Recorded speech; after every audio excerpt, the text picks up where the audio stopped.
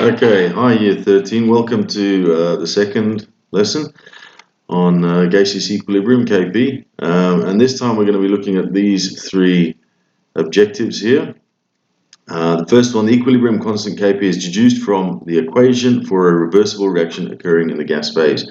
So just like with Kc, you use the balanced equation to construct the equilibrium expression. So you're going to have the numerator is the products raised to the power of their coefficients, okay? And the denominator is going to be the reactants raised to the power of their coefficients. But instead of using concentrations, you're using partial pressures.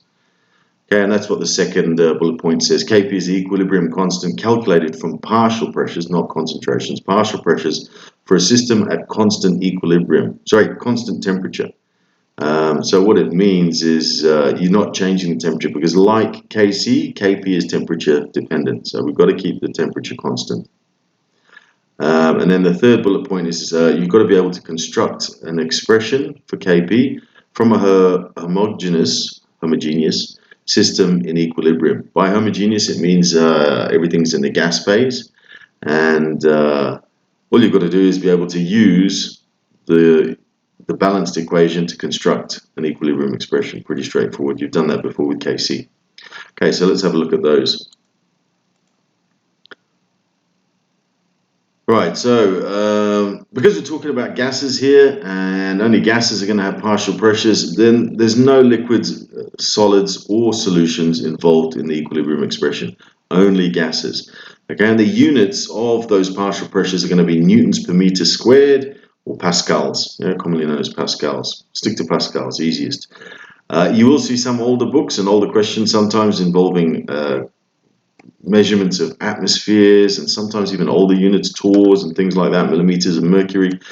You don't need to really worry about them. Just focus on pascals, yeah?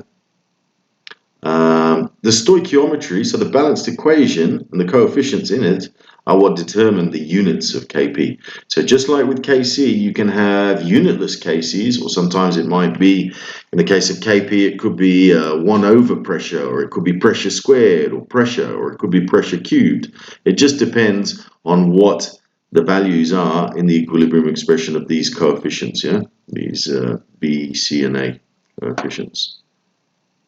Okay, so if you've got a simple combination reaction between two gases to give you a third gas, for example here, then the Kp expression would be like this in the red box. Okay, it's pretty straightforward. Products on the top raised to the power of their coefficients, reactants on the bottom raised to the power of the coefficients.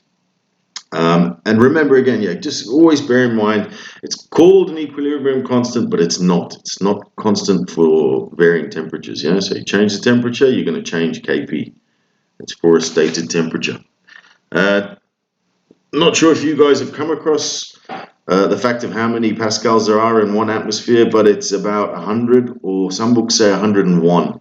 I think your syllabus tends to focus on 100 kilopascals. Okay, so that's 100,000 or 101,000 pascals to one atmosphere.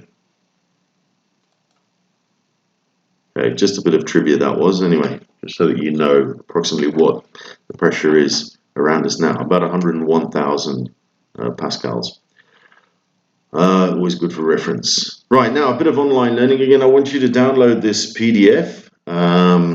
No registration or login required. Download it, and it's 4 pages, mostly multiple choices, but they're quite good. They're conceptual questions that get you to understand what happens to an equilibrium expression if you change certain variables, and what happens to the numerical value of the equilibrium if you change certain variables. It's quite useful conceptual questions. And as soon as you finish that, there's a couple of pages of past paper type questions here for you to complete.